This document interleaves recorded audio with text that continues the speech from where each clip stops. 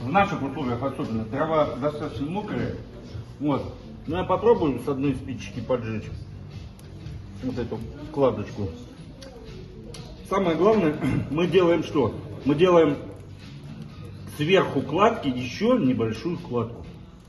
Вот, чтобы костер у нас, первое, что он делает, он приближается к выходу. Так, сейчас.